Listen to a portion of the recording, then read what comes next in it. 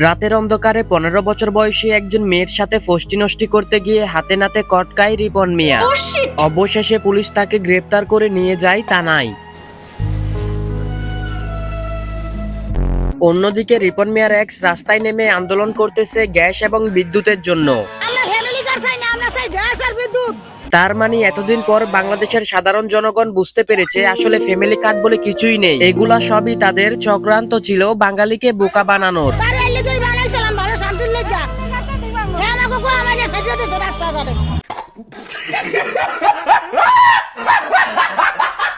ভাই কালাম্মা এটা কি বললো? তারেক রহমান কালাম্মাকে গোয়া মেরে দিয়েছে।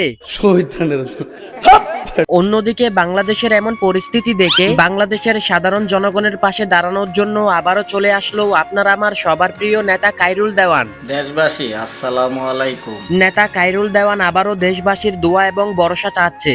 আপনাদের দোয়া এবং ভরসা চাই। হ্যাঁ নেতা খায়রুল দেওয়ান, আমরা সব সময় আপনার পাশেই আছি। আপনি পারবেন বাংলাদেশকে এই কঠিন বিপদের হাত থেকে রক্ষা করতে। দেশের যেই হাল, যাক আমার কোনো সমস্যা নাই, আমার লাভই হইছে। বলেন কি নেতা খায়রুল দেওয়ান, দেশের পরিস্থিতি খারাপ হওয়ায় আপনার কি লাভ হলো? জনগণ আগামীতে আমার প্রধানমন্ত্রী বানায়া ক্ষমতায় নিলে সব শালাগো হোগায় বাঁশ দিয়ে আর 7 রাস্তার মোড়ে খারো করে রাখবে। অন্যদিকে আসিফ মাহমুদের স্ত্রীকে দেখে আমি তো পুরোই অবাক।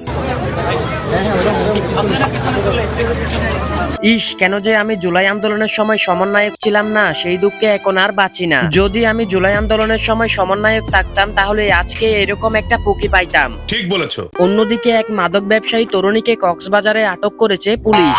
বাইরে কত ছিল? ভাই আমি একটা জিনিস বুঝি না, সব সুন্দর সুন্দর মেয়ে কি মাদক ব্যবসা করে?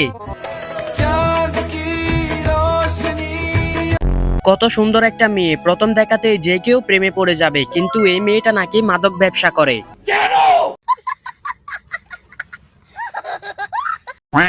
বাংলাদেশের কোন হুজুরের কোরআন তেলাওয়াত আপনার খুব বেশি ভালো লাগে?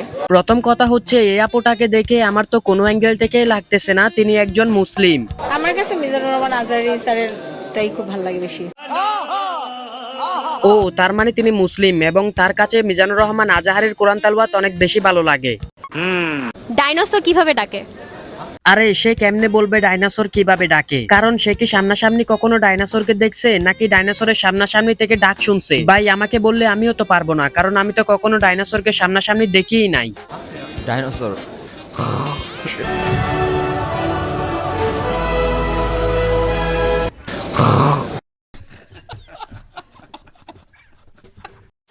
তো বন্ধুরা এই ছিল আজকের ভিডিওটা কেমন লাগলো সেটা আপনারা কমেন্ট বক্সে বলে যাবেন। যদি বেশি ভালো লেগে থাকে তাহলে ভিডিওতে একটা লাইক দিয়ে চ্যানেলটা সাবস্ক্রাইব করে দিবেন।